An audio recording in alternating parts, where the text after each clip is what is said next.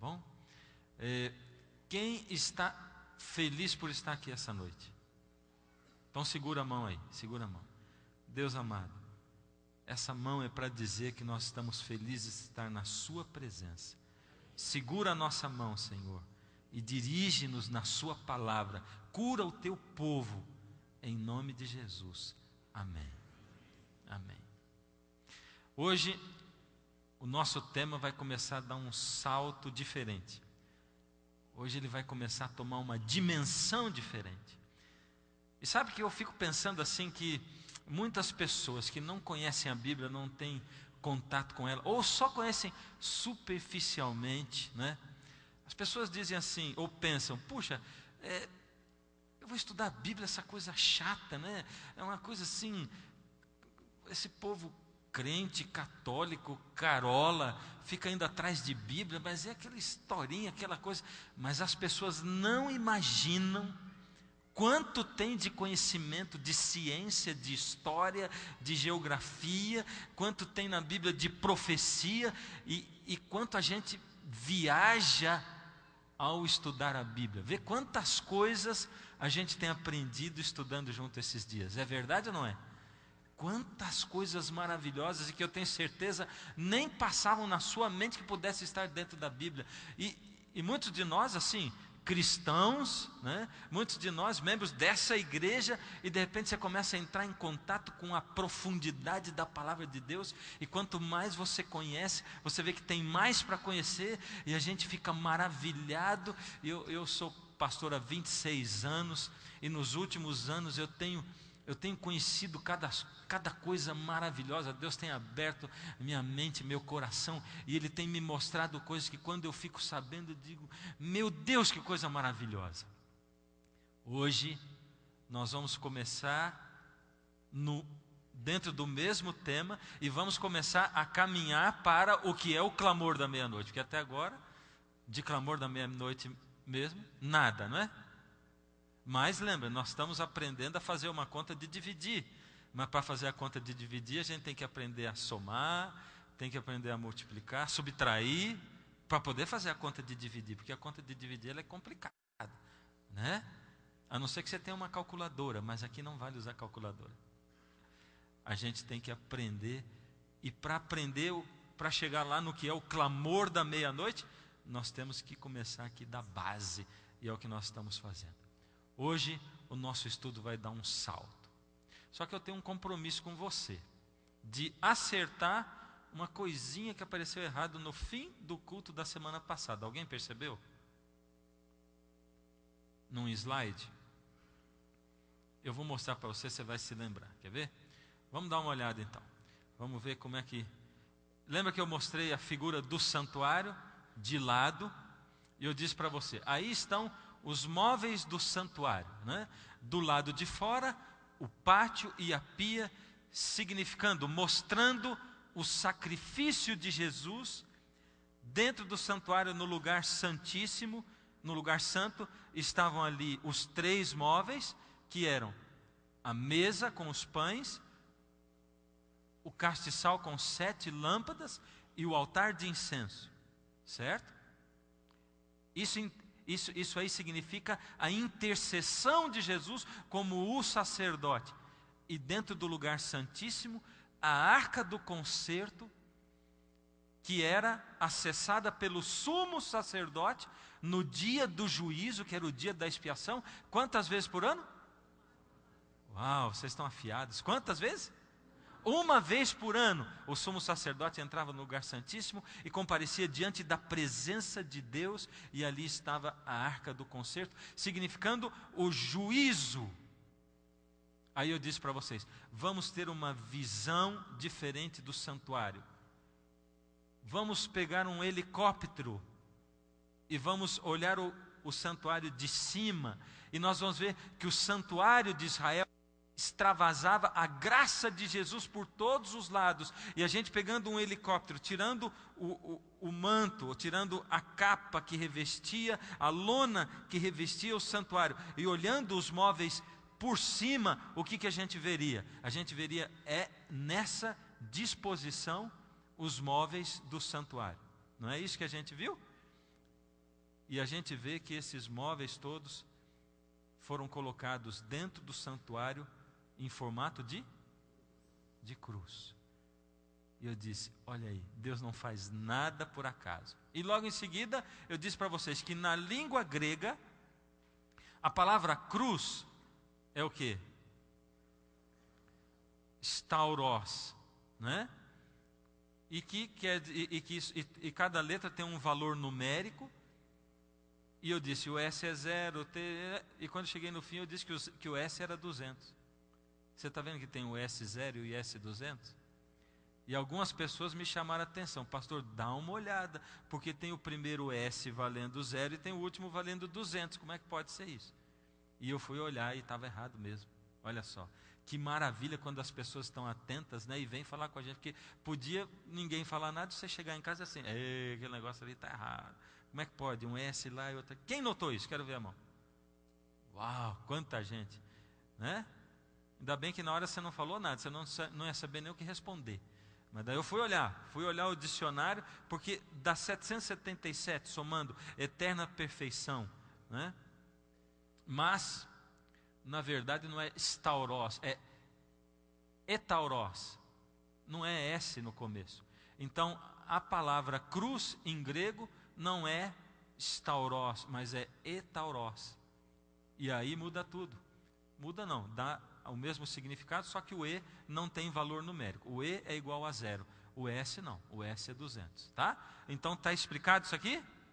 Está explicado? Você pode ir no Google lá e pedir em grego a palavra cruz e você vai ver etauros do jeito que está lá. Bom, vamos começar o nosso tema de hoje. Eu quero pedir a você para abrir a Bíblia em Jó, no capítulo 1. E Jó fica um pouco antes da metade da Bíblia. O livro maior da Bíblia é Salmos e Jó vem logo antes de Salmos.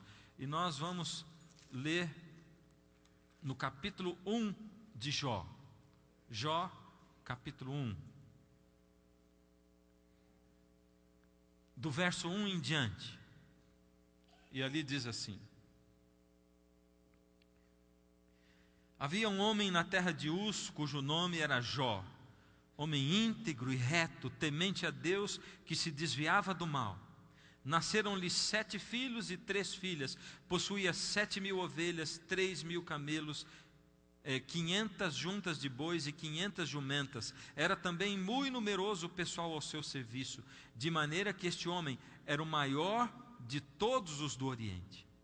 Seus filhos iam às casas uns dos outros e faziam banquetes, cada um por sua vez, e mandavam convidar as suas 3 irmãs a comerem e beberem com eles. Decorrido o turno de dias de seus banquetes, chamava Jó a seus filhos e os santificava. Levantava-se de madrugada e oferecia holocaustos, segundo o número de todos eles, pois dizia: talvez tenham pecado os meus filhos e blasfemado contra Deus em seu coração. E assim o fazia Jó continuamente. Vamos pular para o verso 13.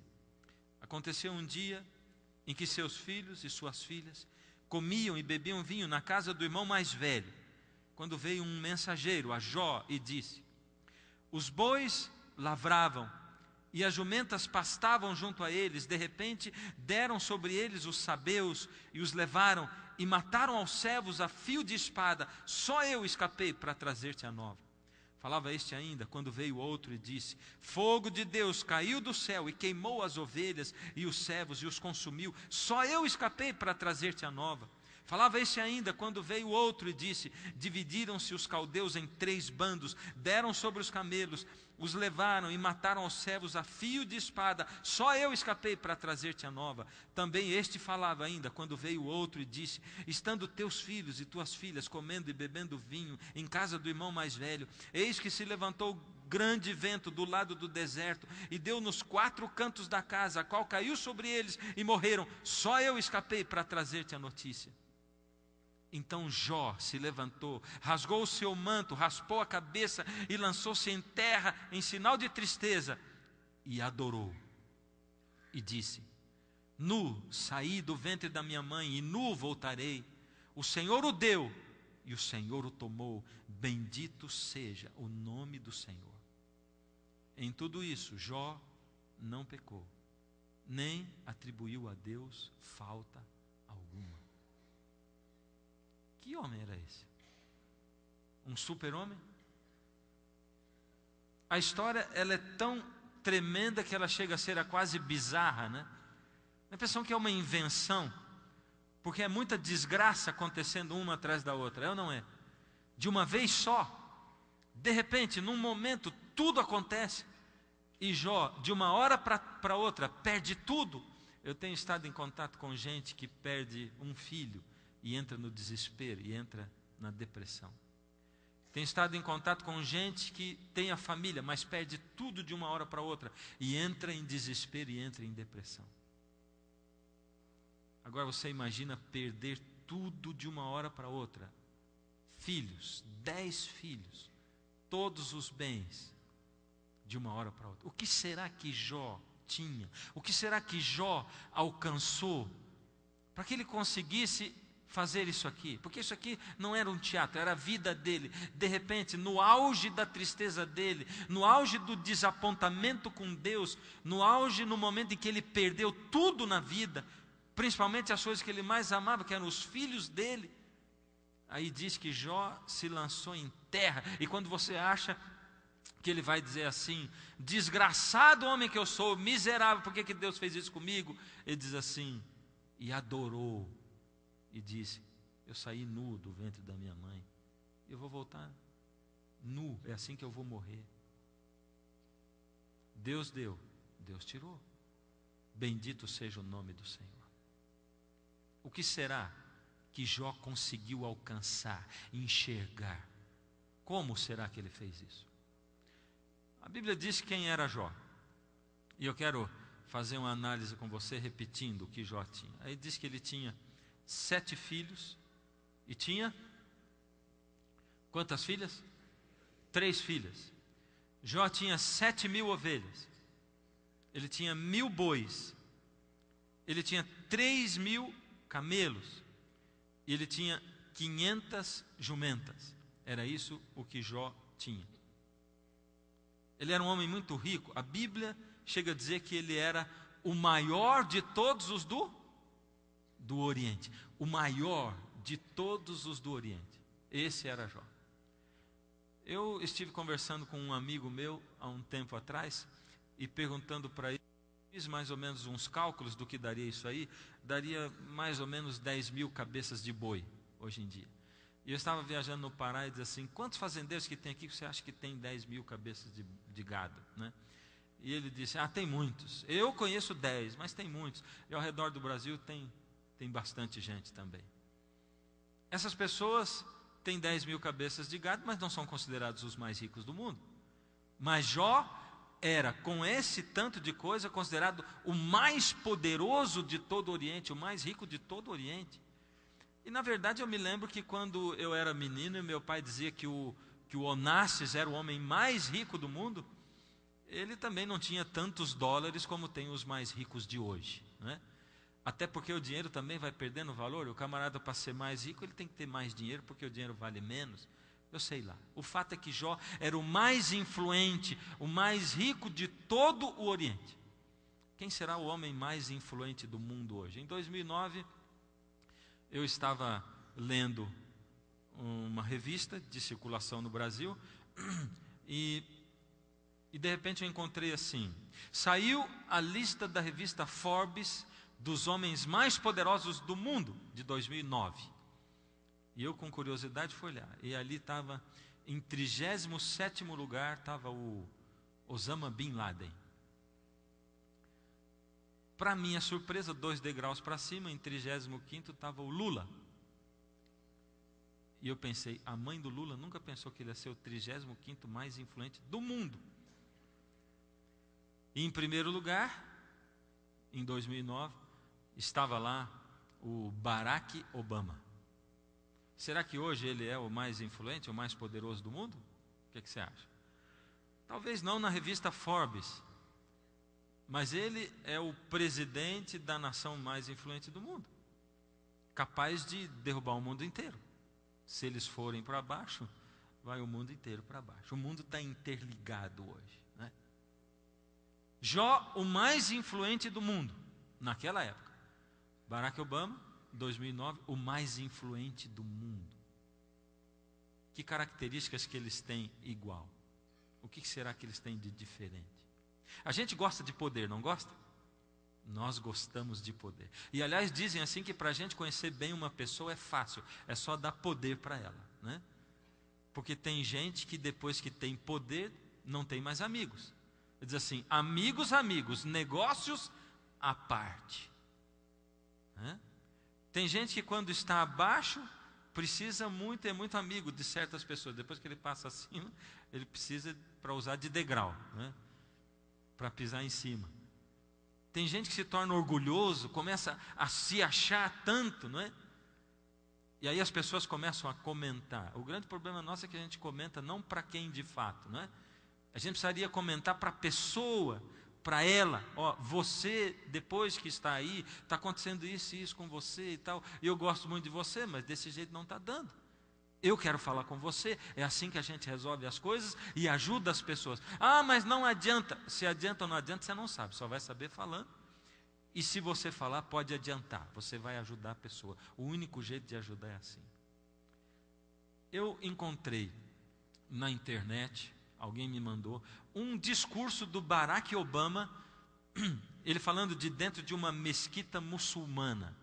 Ele estava fazendo um discurso, e ele ali disse algumas coisas muito interessantes. Ele começou o discurso dele fazendo uma declaração bombástica. Para quem conhece um pouco da história dos Estados Unidos e daquela nação, como ela surgiu, baseada na liberdade religiosa, uma nação cristã, ele começa dizendo, o que quer que nós tenhamos sido, nós não somos, no passado, nós não somos mais uma nação cristã.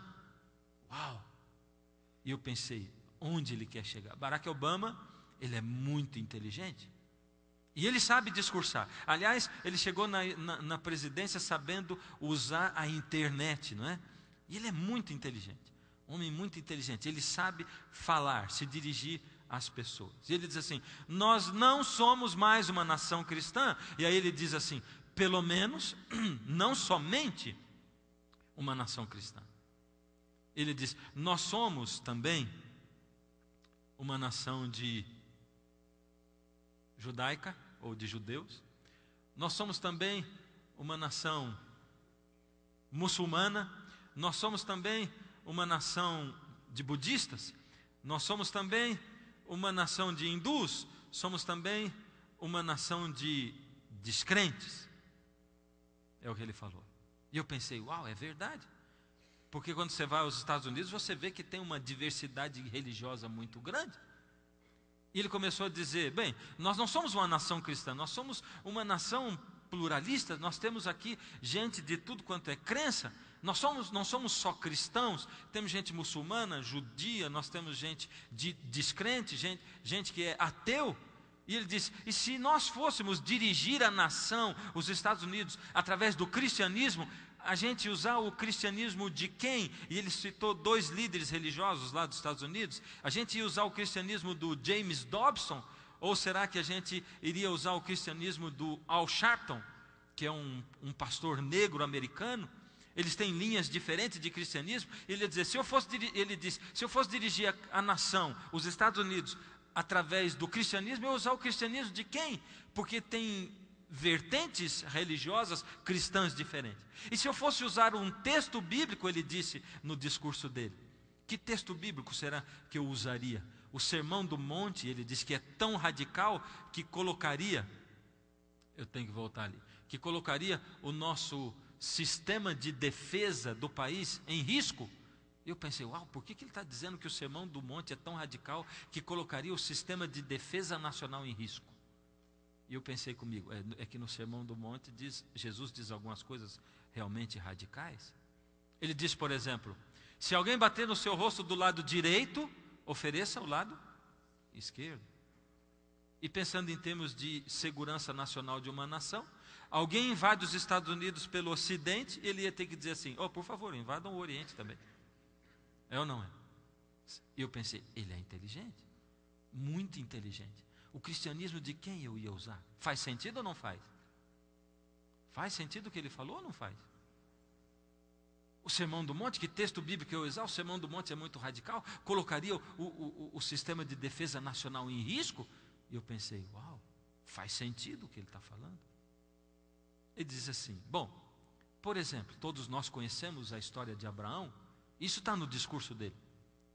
E a gente sabe que Deus pediu para Abraão para sacrificar o seu filho Isaque, para demonstrar a sua fé.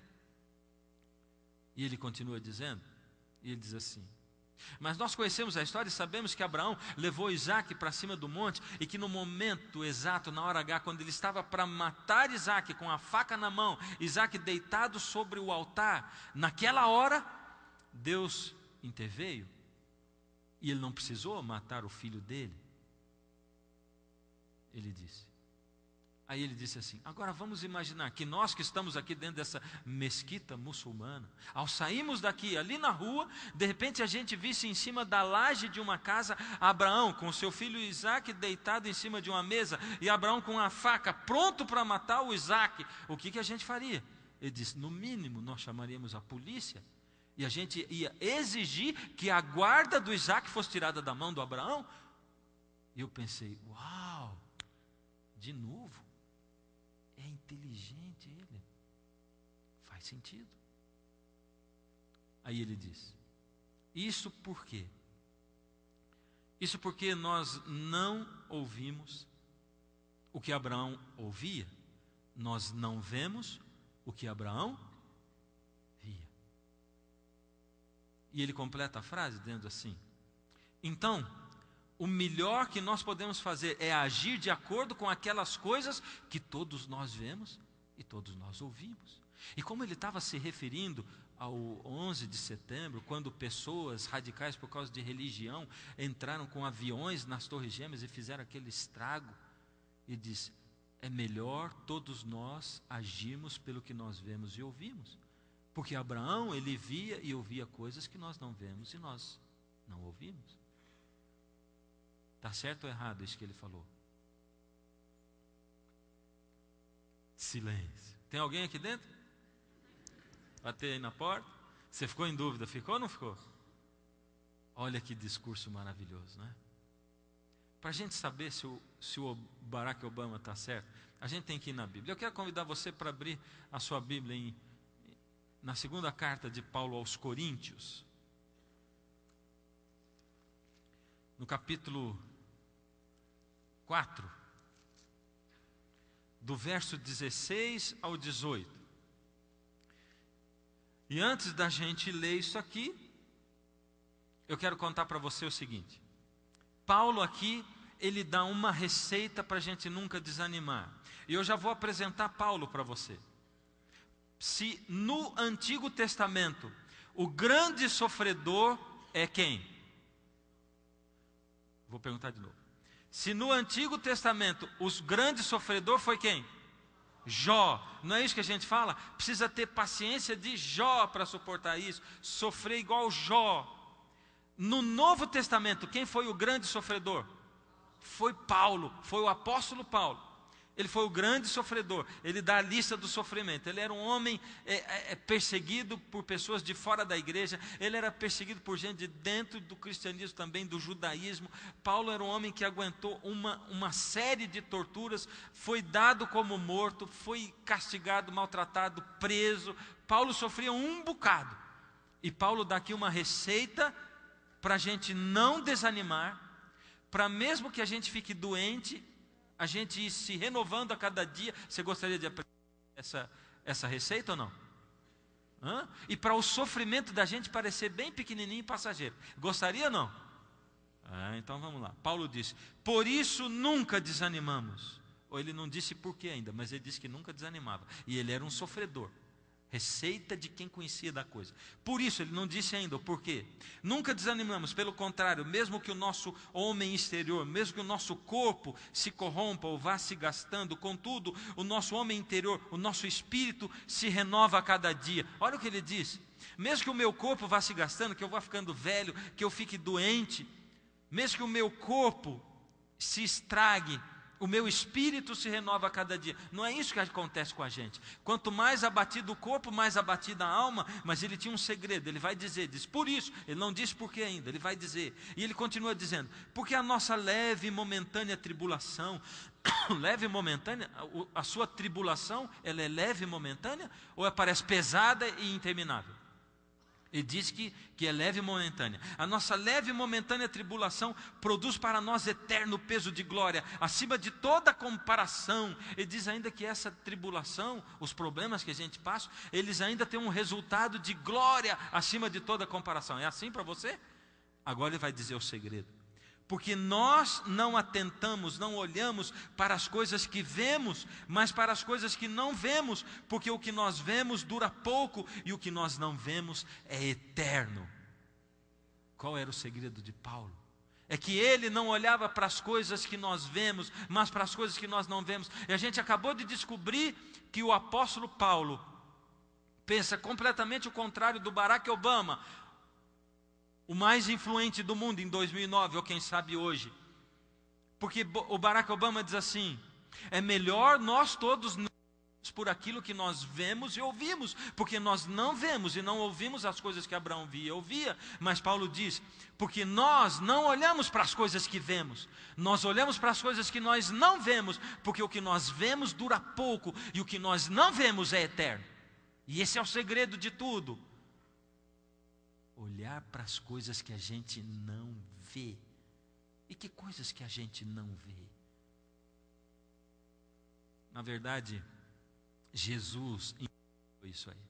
Paulo enfatizou isso. Essas coisas que Paulo falou fazem sentido, porque Jesus sempre disse assim, não acumulem tesouro na terra, onde a prata e a ferrugem corroem, acumulem tesouro nos céus. Lá em João 15, Jesus diz assim, vocês não são do mundo, porque se vocês fossem do mundo, o mundo amaria vocês, mas vocês não são do mundo, o mundo odeia vocês. Vocês não são do mundo. E saibam de uma coisa, o servo não é melhor que o seu senhor. Se eles perseguiram a mim, vão perseguir vocês também, porque vocês estão me seguindo. Jesus está dizendo assim, esse mundo aqui é um mundo de problemas. Aqui a traça, a ferrugem acabam com as coisas. Não gasta tempo acumulando coisas aqui, gasta tempo com as coisas do céu, porque esse mundo não é o seu mundo, existe um outro mundo, um mundo paralelo a esse, acontecendo ao mesmo tempo que o nosso. Enquanto nós estamos aqui, esse mundo está acontecendo. Por exemplo, se nós pudéssemos enxergar hoje esse mundo paralelo, esse mundo espiritual que está aqui ao nosso redor, o que a gente veria aqui dentro? Anjos. Eu costumo dizer que essa igreja, ela é bem alta, cabe os anjos de todos nós aqui, ainda voando assim, aqui dentro. É uma coisa maravilhosa. Quando eu olho para ela, toda vez eu penso nos anjos que estão aqui dentro. E a gente não acredita muito em anjo, não é verdade? Se alguém estiver contando uma história e dizer assim, e de repente ele desapareceu, a gente diz assim, história de anjo. É ou não é? A gente não acredita muito nesse negócio de anjo. Mas se alguém começar a contar a história de um endemoniado dentro da igreja, ou fora, e dizer que, olha, mas ele andava pela parede, corria o teto, eu nunca vi igual. E você arregala o olho e diz, ai meu Deus, que coisa terrível. Você acredita no diabo, mas não acredita no anjo. É verdade ou não é? A gente está muito mais propenso, mas ninguém há de negar que existe um mundo espiritual ao nosso redor. A Bíblia nos fala desse mundo espiritual. E existe um véu que encobre os nossos olhos de ver esse mundo espiritual. Quando a gente olha para a Bíblia, para o Gênesis, abre comigo lá no meu livro predileto, no Gênesis. Vamos descobrir uma dimensão diferente. A gente já olhou aqui a história da criação no Gênesis, Adão e Eva, mas vamos olhar agora sobre esse aspecto do mundo espiritual. Olha só, quando Deus cria o homem e a mulher, e depois a serpente chega para conversar com o homem e que a mulher, com o homem e a mulher. E em Gênesis capítulo 3, no verso 5, a serpente diz assim, sabe por que Deus não quer que vocês, ela tinha dito, vocês comam das árvores do jardim, ou da árvore do conhecimento do bem e do mal? Verso 5, porque Deus sabe que no dia em que dela comerdes, se vos abrirão os vossos olhos, e como Deus sereis conhecedores do bem e do mal. Ela diz assim, no dia em que vocês comerem, os olhos de vocês vão se abrir. Em outras palavras, Satanás estava dizendo para Adão e Eva, dizendo assim, vocês não sabem, mas vocês são cegos. Os olhos de vocês precisam ser abertos para vocês serem como Deus. Vocês precisam ser como Deus, conhecer a vida inteira como ela é. Vocês vão ser conhecedores do bem e do mal. Satanás é um mentiroso, eu já disse para vocês, porque ele tem que colocar um pouco de coisa boa junto com o ruim. Eles já conheciam o bem, eles iam passar a conhecer o mal agora. Mas ele não podia dizer, é porque vocês, quando vocês comerem, vocês vão conhecer o mal. Não, ele não podia dizer isso. Ele tinha que colocar o bom junto, né? Por isso que ele coloca sempre, nas piores coisas do mundo, muito prazer, para que você sinta prazer. Ninguém diz assim, eu vou agora me tornar um drogado. Não, ele começa a fumar o primeiro cigarro, depois ele vai para o primeiro de maconha, depois ele dá uma cheiradinha. Ninguém fica viciado em pornografia de uma hora para outra. Não, ele começa os sites e tudo, e daqui a pouco ele não pode viver sem isso. E hoje isso é vício, porque tem clínicas para tratar de gente que é viciada em pornografia.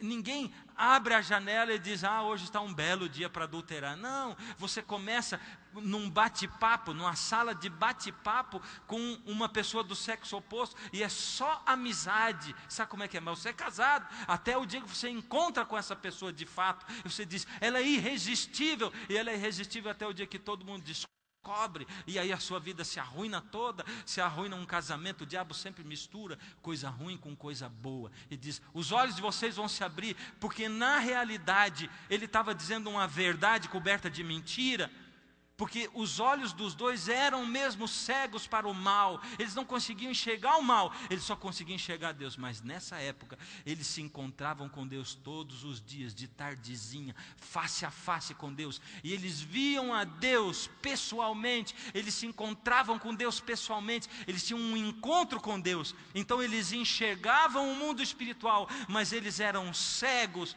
para o mal e para o pecado.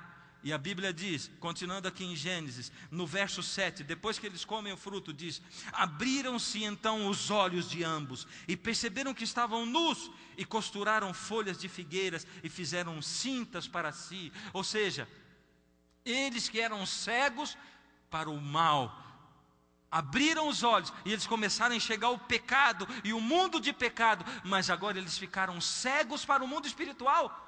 E eles não enxergavam mais Deus pessoalmente, eles não podiam ver a glória de Deus, porque eles estavam envoltos em pecado, eles não podiam se deparar com a glória de Deus. Por isso Deus ocultou dos olhos do ser humano o mundo espiritual, e nós não vemos o mundo espiritual, embora ele esteja aí ao nosso redor. Eu penso que Deus nos poupa de algumas coisas. A Bíblia diz, por exemplo, que Jesus expulsou de uma mulher endemoniada 7 demônios. Ele expulsou de um endemoniado gadareno uma legião de demônios. E isso quer dizer que se a gente visse o mundo espiritual, você e eu, nós íamos andar na rua e ver uma pessoa carregando uma legião de demônios, outra carregando 7 demônios. A gente ia enxergar essa guerra espiritual que acontece o tempo todo, esse conflito entre o bem e o mal, ele ia estar na nossa frente. E eu imagino que se nós tivéssemos os olhos abertos para o mundo espiritual, nós teríamos aqui dentro uma visão do que está acontecendo agora, porque o Senhor Deus tem que respeitar a liberdade de escolha das pessoas. E tem pessoas que trazem para dentro do templo o inimigo e anjos maus. Tem gente que vem para dentro da igreja, mas diz assim, eu tenho lugares do meu coração onde Deus não vai entrar, eu guardo isso para mim. E quando você guarda esse lugar, diz assim, aqui Deus não mexe, eu gosto disso, eu não quero que ele entre aqui. E tem pessoas que vêm obrigada para dentro do templo. Tem gente que vem para passear dentro do templo. Tem gente que vem para dizer assim, aquele meu amigo chato vive me convidando para eu ir, e eu não tive como escapar, hoje eu tive que ir. E aí não tem jeito, você está aí com ele, e de repente Deus quer falar com você, mas você está resistindo, porque desde que você entrou aqui, você diz assim, eu quero ver o que esse cara tem para falar para mim. A mim ele não convence, e eu não tenho preocupação nenhuma de convencer você, porque enquanto eu falo, Deus traduz para o seu coração aquilo que você precisa. É Ele quem coloca dentro da sua alma o que você precisa. Muitas vezes Ele tem que anular alguma coisa que eu fale, para que você possa ser alcançado por Ele, e Ele chega no seu coração, e Ele chega na sua alma. Mas nesse momento, existe um grande conflito aqui, o Espírito de Deus tentando alcançar a sua alma, e no fundo do seu coração, tentando alcançar a sua mente, tentando tirar de lado o seu racionalismo, tentando tirar de lado aquilo que impede você de olhar para Deus com fé, e de aceitar a Deus e o amor dEle, e a graça de Jesus na sua vida. Então, existe uma guerra aqui, o Espírito Santo tentando tocar a sua vida, a sua alma, mexer nos lugares que você guardou e que você protegeu para você, para o inimigo, para que ele tome conta. Deus está tentando aí, existe uma guerra sangrenta por você. É por isso que muitas vezes você está dentro do templo e você é tocado pelo Espírito, e você diz, meu Deus, eu vou seguir esse caminho, e você acabou de sair daqui, você encontra com pessoas ligam para você, entra em contato, você chega na sua casa e de repente você diz assim, não, dá a impressão que a igreja é um mundo e aqui fora é outro mundo. Lá eu tenho vontade, lá eu tenho poder, mas aqui eu não tenho poder, aqui eu não quero, eu vou viver a vida que eu estou vivendo. É o grande conflito. Deus tem lutado por você desde o primeiro dia que você pisou aqui. Se você está aqui há vários dias, se você está frequentando aqui, ou Deus está lutando por você a partir de hoje, se esse é o primeiro dia, se essa é a sua segunda noite que você está aqui, Deus está aí. Existe todo um mundo espiritual ao nosso redor. A Bíblia algumas vezes tira esse véu para que a gente possa ver. Enquanto nós estamos aqui, atos que nós tomamos aqui, vivendo essa vida, nesse mundo espiritual outras coisas estão acontecendo. Por exemplo, você já viu a descrição do nascimento de Jesus? Já viu ou não viu? Você está lendo lá, vou tirar, pronto. Se eu dissesse, vamos encenar o nascimento de Jesus, eu ia trazer aqui para frente o quê? Uma manjedoura, o que mais? Um nenezinho, uns animaizinhos, é ou não é? Essa é a visão humana do nascimento de Jesus. É o que estava acontecendo no mundo físico enquanto Jesus nascia. Mas a Bíblia diz, enquanto Jesus nascia, o que estava acontecendo no mundo espiritual. Dá uma olhada, agora nós vamos poder ler o que está escrito lá. Apocalipse 12:1. Viu-se grande sinal no céu, a saber, uma mulher vestida do sol, com a lua debaixo dos pés e uma coroa de 12 estrelas na cabeça. Uma mulher, a mulher representa quem? A igreja. Essas 12 estrelas, quem são? Os 12 discípulos de Jesus. Essa mulher, vamos ver como é que ela é apresentada agora. Que achando-se grávida, grita com as dores do parto, sofrendo tormentos para dar à luz. Essa mulher está grávida. A igreja está prestes a ver nascer o Filho de Deus, o cabeça da igreja, o cabeça do corpo de Cristo. Agora, enquanto essa mulher está aí, enquanto a igreja está para dar a luz a Jesus, o que é visto também? Viu-se também outro sinal no céu, e eis um dragão grande, vermelho, com 7 cabeças, 10 chifres, e nas cabeças 7 diademas. A sua cauda arrastava a terça parte das estrelas do céu, as quais lançou por terra. Quem é esse dragão tremendo? Satanás. E o que é 1/3 das estrelas que ele arrastou? Os anjos que ele convenceu lá no céu e que ele arrastou. Ou seja, Deus está dizendo assim, sabe o que acontece? Enquanto Jesus estava nascendo aqui na manjedoura, aquele bebezinho, os animais do lado, aquela cena bucólica, no grande conflito entre o bem e o mal, no universo, no mundo espiritual, Satanás, o grande dragão com o poder capaz de arrastar 1/3 dos anjos para a terra, ele estava tentando destruir Jesus. Por isso que Deus tinha que cuidar do negócio, dizer assim, vão agora para o Egito. E aí Herodes foi e mandou matar os meninos, e ele estava salvo lá no Egito. Por isso Deus tinha que dizer para os magos que foram visitar Jesus, voltem por outro caminho, porque Herodes está perseguindo o menino, porque Herodes tinha dito, volte aqui, me avisem quando vocês encontrarem, vai por outro lado, porque ele está querendo matar. E Deus tinha que dirigir, porque o dragão, a serpente, ele estava tentando matar Jesus, antes que ele conseguisse o feito dele, antes que ele conseguisse morrer por nós, para nos salvar. Era isso que estava acontecendo. Enquanto você e eu vivemos aqui nesse mundo, existe todo um universo cósmico ao nosso redor. E nesse mundo, nós nascemos cegos espiritualmente. Nós não conseguimos ver o que acontece ao nosso lado. Nós não conseguimos ver o mundo espiritual ao nosso lado, mas ele está acontecendo. E Deus nos chama para nós enxergarmos o que está acontecendo. Deus está do mundo espiritual tentando falar conosco. Ele está querendo falar com você. Ele fala com você através da Bíblia. Quando você abre a Bíblia, Deus fala com você diretamente. Deus fala comigo pela Bíblia. E você abre a Bíblia e Deus fala com você. Para você hoje, nos dias de hoje. Deus fala. Com quantas pessoas aqui Deus fala através da Bíblia? Quero ver a mão erguida. Amém. Deus quer falar com você através da Bíblia. Deus fala com você através das pessoas. Deus fala com você através de eventos, das circunstâncias. Às vezes você está tentando fazer um negócio de um jeito e não dá certo. Deus diz, você não entendeu ainda que eu não estou deixando acontecer assim. Às vezes você está pedindo para acontecer de um jeito, Deus não deixa acontecer. Você reclama de Deus e reclama para um e vai e pede oração aqui, pede oração ali, ora por mim. Por quê? Porque você está tentando que Deus faça o que você quer. Você não quer se colocar na mão de Deus. Deus está tentando falar com você. Deus fala com você através da sua mente. Há um tempo atrás eu fui impressionado para impactar uma pessoa com a palavra de Deus. E eu fui e conversei com ela e orei com ela. A primeira reação dela foi ficar brava comigo. E era uma pessoa muito conhecida minha.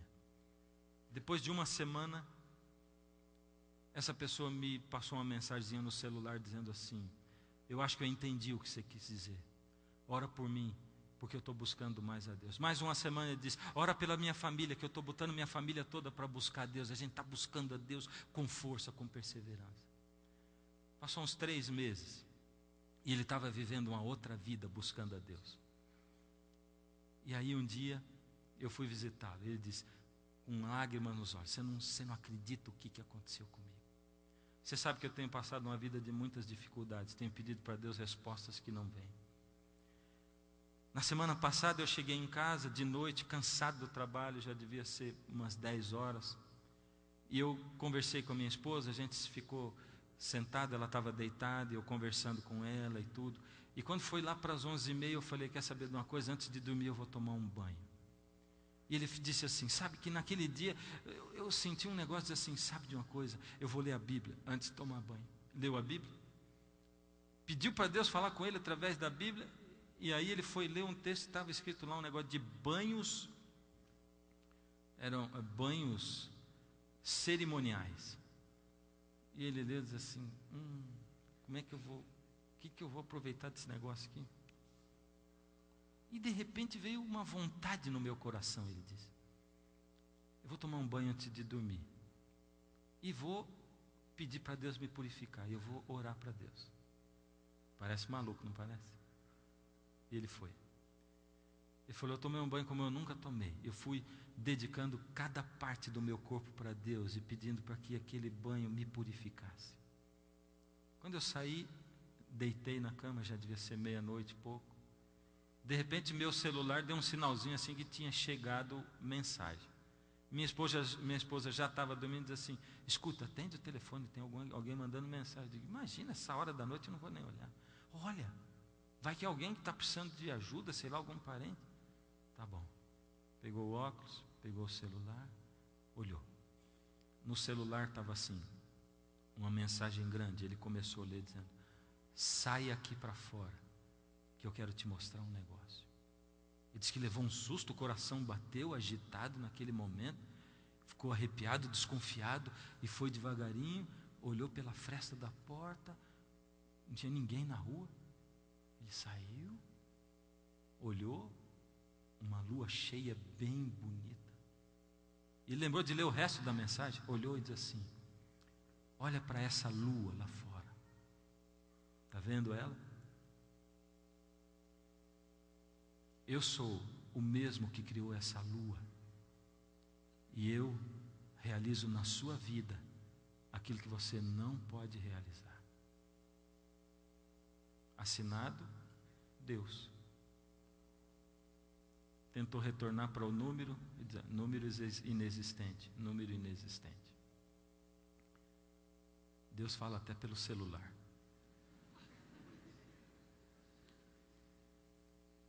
Deus fala das maneiras mais estranhas, diferentes. Com quem aqui Deus já falou de uma maneira bem diferentona, assim, estranha? Quero ver. Ergue a mão. Ergue bem alto assim para eu ver. Isso. Amém. Deus está tentando falar com você e comigo. Mas sabe quando você enche a sua cabeça de porcaria? Enche do lixo da internet, enche do lixo da TV, você enche o seu corpo do lixo da comida que você come. Como é que Deus vai falar com você? Ele fala, mas você não percebe, você não entende, você não compreende, você não apreende. Deus pegou Moisés e disse: Moisés, eu quero que você faça para mim um santuário. Faz o santuário e eu vou mostrar para você um modelo. Olha esse modelo, eu quero que você faça esse santuário igualzinho ao modelo que eu vou te mostrar. Levantarás o tabernáculo segundo o modelo que te foi mostrado no monte. E é daqui que o nosso assunto ganha uma dimensão cósmica agora. Como? Eu quero que você abra comigo o livro de Hebreus. Hebreus, está lá mais no finalzinho da Bíblia. E olha só o que Deus tem para nós. Hebreus capítulo 4. Presta atenção. Nós vamos ler uma sequência de 3 textos especiais. E Deus vai revelar uma coisa maravilhosa, tremenda para nós. Do mundo espiritual. Não desse mundo, mas do mundo espiritual. Enquanto nós estamos vivendo aqui, o que está acontecendo no mundo espiritual? Verso 14 em diante. Tendo, pois, a Jesus, o Filho de Deus, como o nosso grande sumo sacerdote. Quem é o sumo sacerdote? Esse eu tenho que ouvir forte. Quem é o sumo sacerdote? Jesus, que penetrou os céus. Conservemos firme a nossa confissão. Porque não temos sumo sacerdote que não possa compadecer-se das nossas fraquezas. Antes, foi ele tentado em todas as coisas, como nós, mas sem pecado. Acheguemo-nos, portanto, confiadamente junto ao trono da graça, a fim de recebermos misericórdia, acharmos graça para socorro em ocasião oportuna. Espera aí, ele está dizendo o seguinte, que Jesus é o nosso sumo sacerdote, mas que ele entrou aonde? Nós lemos aqui, que penetrou os céus. Espera aí, será que ele está querendo dizer que tem um santuário lá no céu? Ele disse que ia dar para Moisés um modelo, e que Moisés ia ver o modelo e ia construir aqui na terra um santuário igual ao modelo que ele tinha visto. E diz que Jesus entrou no céu. Ainda não está claro. Bom, a Bíblia tem que se explicar. Capítulo 7 de Hebreus, verso 23 em diante. Presta atenção. Ora, está falando dos sacerdotes da época ali de Jesus, não é? Ora, aqueles que são feitos sacerdotes, são feitos sacerdotes em grande número, porque são impedidos pela morte de continuar. Ou seja, ele está dizendo, quando se elege sacerdote, tem que eleger vários, porque um morre, outro morre, então tem que ter um monte de sacerdote. Este, no entanto, Jesus, porque continua para sempre, tem o seu sacerdócio imutável. Opa, para sempre é quanto? É daqui em diante ou para sempre para trás e para frente? Para trás e para frente.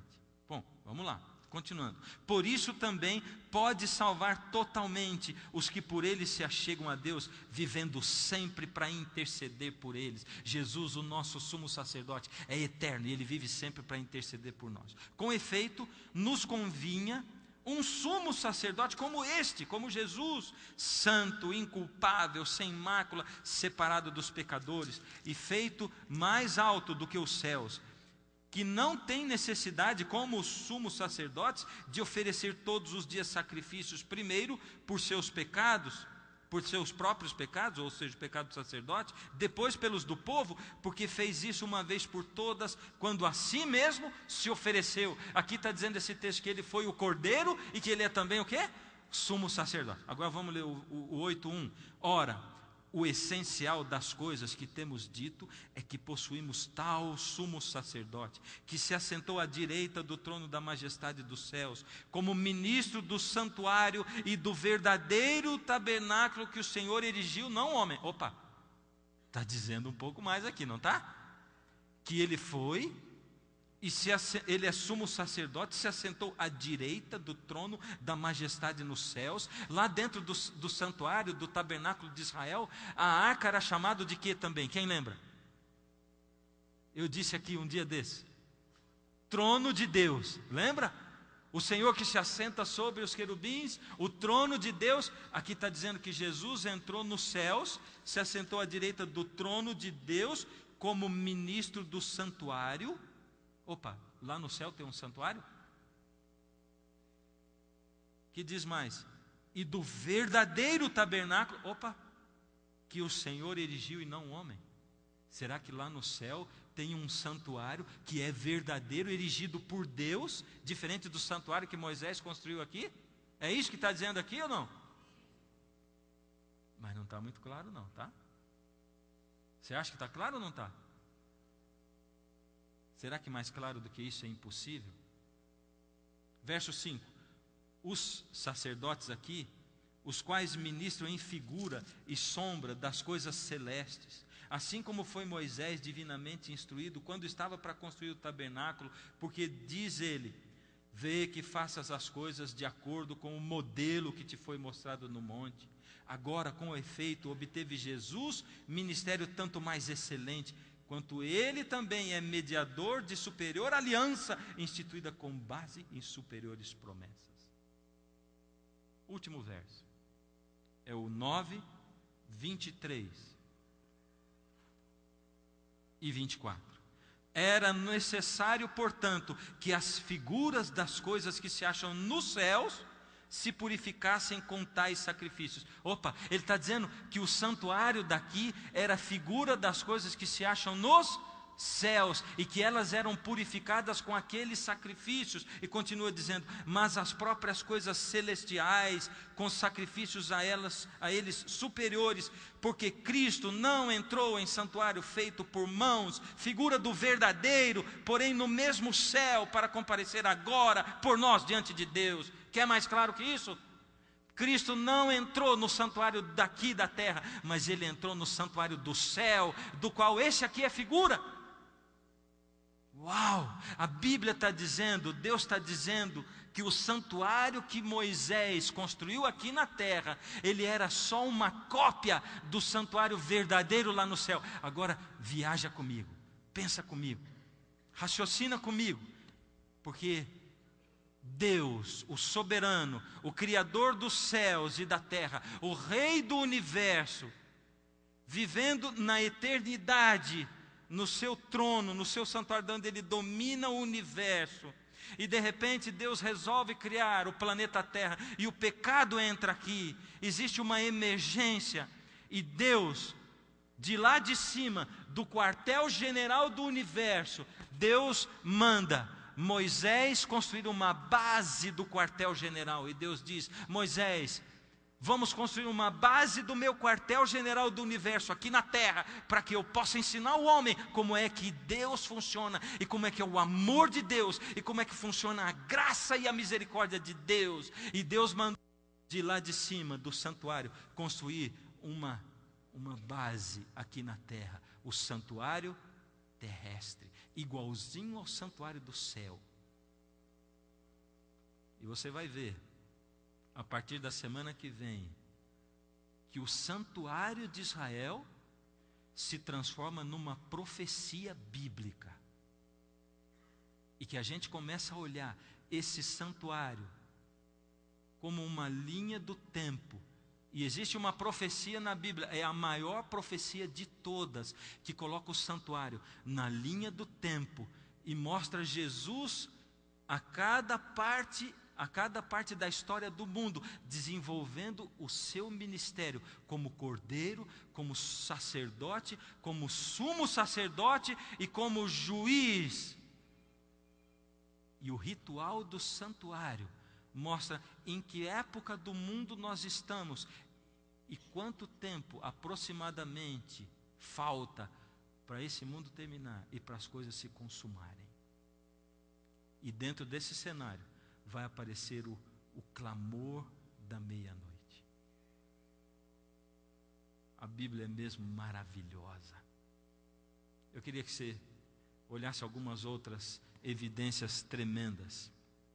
A Bíblia disse que o santuário da terra era figura das coisas do céu. Que móveis tinha lá no santuário de Israel? Que móveis que tinha lá dentro? Você lembra comigo quais eram os móveis?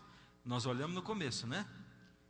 No pátio tinha altar e pia. No lugar santo, o que tinha? Tinha a mesa com os pães, os 7 castiçais, o castiçal com 7 lâmpadas e o altar de incenso. Vamos parar por aqui. Vamos dar uma olhada no Apocalipse. O que João viu? Presta atenção. Apocalipse 4, 5 e Apocalipse 8, 3. Eu queria tomar tempo para... Você já está abrindo a Bíblia, né? Vamos ler, vai. Eu escrevi ali o que João viu, mas presta atenção.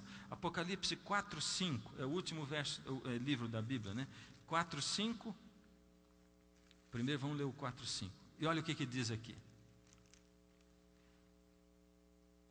Do trono saem relâmpagos, vozes e trovões.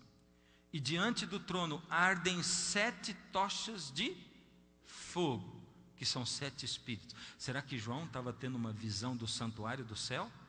7 tochas de fogo? Está meio distante, né? Dá a impressão que não é não, né? Vamos completar, porque o livro do Apocalipse é um todo. Vamos dar uma olhadinha no Apocalipse 8, verso 3. Veio outro anjo e ficou de pé junto ao altar com um incensário de ouro. Opa! Ele está vendo isso no céu. Um anjo que ficou em pé junto ao altar com um incensário de ouro, e foi-lhe dado muito incenso para oferecê-lo com as orações de todos os santos sobre o altar de ouro que se acha diante do trono. É um altar de ouro diante do trono de Deus. O altar de incenso ficava na frente do véu que separava o santo do santíssimo. E o que tinha lá dentro do lugar santíssimo? A arca. E a arca era chamada de quê mesmo? Do trono. Será que ele está vendo isso mesmo? Vamos dar uma olhada, Apocalipse 11, verso 19. Você já está com a Bíblia aberta mesmo? Olha aqui, presta atenção nisso aqui. Abriu-se então o santuário de Deus, que se acha no céu, e foi vista a arca da aliança no seu santuário, e sobrevieram relâmpagos, vozes, trovões, terremoto e grande saraivada. Não tem coisa mais aberta, mais declarada do que isso, porque aqui está dizendo, abriu-se o santuário de Deus que se acha no céu. Deus tem um santuário no céu, e foi vista a arca da aliança. Opa, então espera aí, porque a arca da aliança está dentro desse santuário que está no céu. E o que tem dentro da arca da aliança? A vara de Arão que floresceu, o pote com o maná, e tem também a lei de Deus que está lá. E sobrevieram relâmpagos, vozes, trovões e terremotos e grande saraivada. Deus está dizendo para você e para mim, enquanto você está vivendo nesse mundo, Jesus está fazendo alguma coisa lá naquele santuário do céu. Jesus já veio aqui na terra e morreu. Porque o pátio do santuário do céu é a terra. Lembra? No santuário não podia chegar o povo só podia chegar no pátio, quando eles matavam o cordeiro, e o cordeiro era morto. Depois quem ia para dentro do santuário? Só o sacerdote. E para o lugar santíssimo só o sumo sacerdote. Jesus já veio aqui nessa terra e morreu. Nós estamos restritos à terra. E aí Jesus, em algum momento, ele foi para o santuário do céu, no lugar santo. Em algum momento ele foi para o lugar santíssimo. O que será que está acontecendo nesse santuário do céu agora, nesse momento? Em que momento da história do mundo nós estamos? E Deus está olhando para você e para mim e está dizendo assim: eu estou vivo, eu estou aqui no mundo espiritual, tentando tocar a sua vida, tentando tocar você, tentando falar com você, eu estou tentando tocar o seu coração, a sua alma, eu estou tentando trazer você para junto de mim. Enquanto isso, o inimigo continua fechando os seus olhos agora, porque ele abriu os seus olhos para o mundo natural, para o pecado, e ele fechou os seus olhos para o mundo espiritual, e agora ele não quer que você enxergue o mundo espiritual. Por isso ele toma o seu tempo, por isso ele põe um monte de coisas para ocupar a sua vista, por isso ele põe um monte de coisa para ocupar o seu tempo, o seu ouvido. Você tem o tempo todo som na sua cabeça, é música, é a TV para distrair você, para ficar um barulhinho na sala, é verdade ou não é? São 2 fones de ouvido, é um monte de coisa tomando conta do seu tempo, da sua cabeça, e Deus está desesperado querendo falar com você, mas Ele não consegue. Deus fala com você e comigo, mas você precisa silenciar, pedir, clamar e ouvir a voz de Deus falando com você. Sabe que algumas vezes a gente, como pastor, pensa assim: será que as pessoas estão ouvindo o que a gente está pregando? E outro dia eu fiquei tão feliz quando um jovem chegou para mim e disse assim: pastor, eu comecei a buscar a Deus daquele jeito que você está falando assim. Sabe aquele negócio de cantar, de confessar os pecados, aquele negócio de orar por pessoas. E eu tenho feito mais, pastor, eu tenho orado a Deus, dedicando os meus olhos, boca, o meu corpo. E pastor, Deus começou a falar comigo de uma maneira diferente. O meu coração está fervendo de amor, porque eu estou vendo Deus se correspondendo comigo, e Deus está me dando força para vencer coisas que eu não conseguia vencer antes. E Deus coloca assim no meu coração, quando eu ouço coisas como essa, um alento. Ele está dizendo assim: o que você está pregando está adiantando, sim. Aqueles que querem, que me buscam, são esses que o Pai me dá. Eles virão a mim e de modo algum eu os lançarei fora, no meio de uma grande multidão. Deus tem os seus, aqueles que estão ouvindo, com quem Deus está falando. E Deus está dizendo: filho, eu acompanhei você desde que você era criança. Tenho acompanhado você, mesmo nos momentos mais difíceis. Eu ouvi quando você tentou fazer a primeira oração para mim. Quando você nasceu, eu já estava lá, olhando você. Eu fico aqui esperando para dirigir a sua vida, e amo você como se fosse meu filhinho, minha criança a vida inteira. Mas às vezes você não olha para mim. Muitas vezes você não liga para mim, não tem tempo para mim. Deus hoje tem um apelo para você. Ele está dizendo: filho, se você acha que eu não existo, que eu fui o Deus da Bíblia do passado, mas que hoje é diferente, saiba que eu estou agindo hoje, eu estou buscando você hoje, e tem gente ouvindo a minha voz, e ouvindo o meu chamado, e tem gente acordando. O Pai tem tocado no coração dessas pessoas através do seu Espírito, e elas estão olhando para mim. Filho, só está faltando você, e eu estou aqui para alcançar você. E eu tenho um convite para você, um apelo. Pega o seu cartão de apelo. Você vai ler o seu cartão de apelo. Vai preencher o seu cartão de apelo. Você vai fazer, ao fazer isso, você vai simplesmente permitir com que Deus invada a sua vida. E você sabe, é um cartão de decisão, de entrega. Você vai pegar o seu cartão, enquanto eu canto a música, você vai trazer e vai colocar aqui na frente. E você, aí em cima, nas galerias, onde você estiver, preenche e passa para os cantos, porque eu tenho pessoal aí preparado para recolher o seu cartão. E isso é um compromisso seu com Jesus.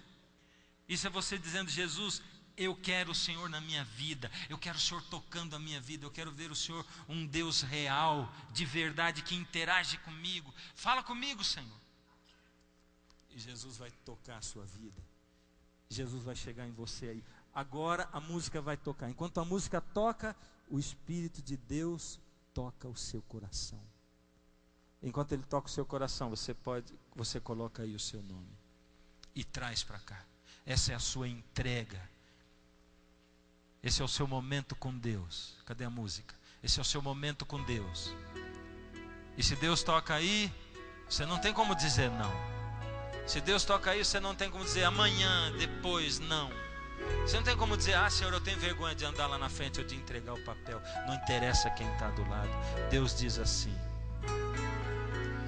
ao nascer, eu ouvi você chorar, e pude até sentir seu coração pulsar. Ninguém me viu ali, mas eu te amei, e só vou pedir que ouça o que direi. Como criança eu pra sempre vou te amar, e se o calor faltar, em mim vai encontrar. E quando a idade enfim chegar, não deixe de lembrar. Como criança eu pra sempre vou te amar.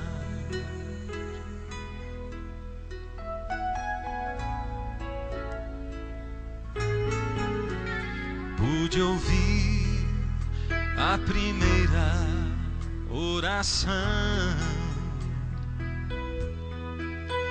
e as promessas sinceras que me fez.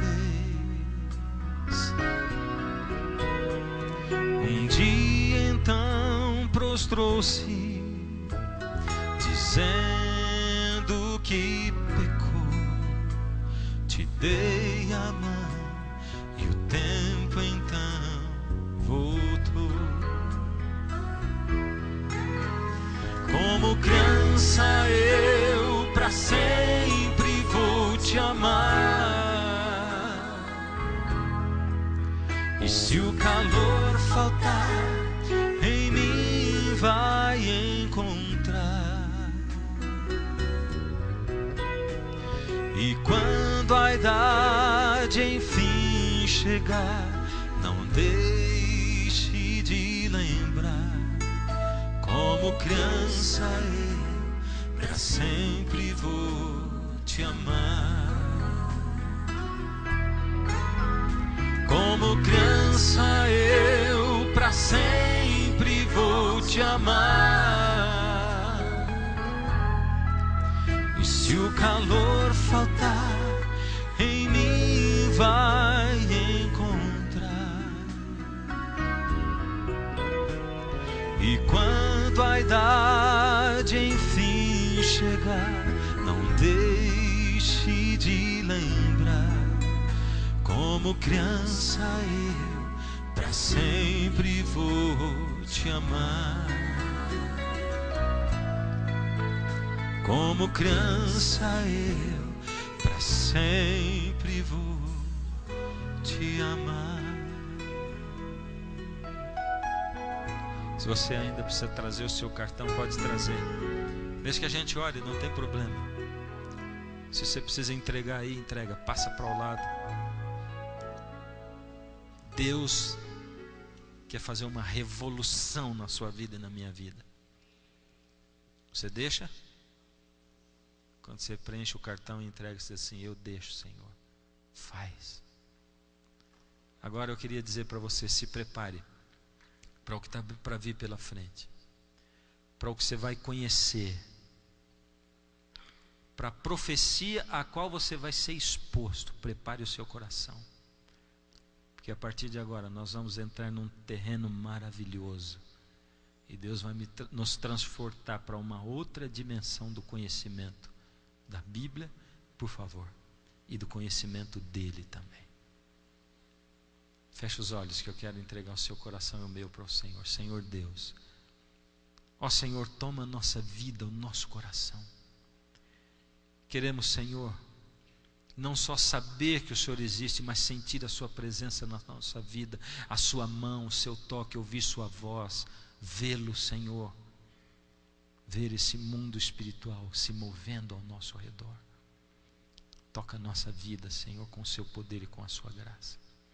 A vida de cada filho seu, a minha vida, eu entrego todos nas suas mãos, Senhor, porque nesse mundo espiritual que se move ao nosso redor, com anjos bons, anjos maus, com o grande conflito, com o inimigo lutando pela nossa alma, todo aquele que se coloca do seu lado está protegido, guardado, resguardado.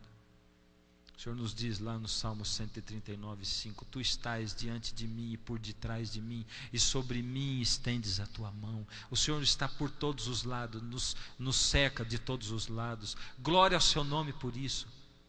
Ó Senhor, eu entrego a cada um dos seus filhos, aqueles a quem o Senhor tem chamado, nas suas mãos.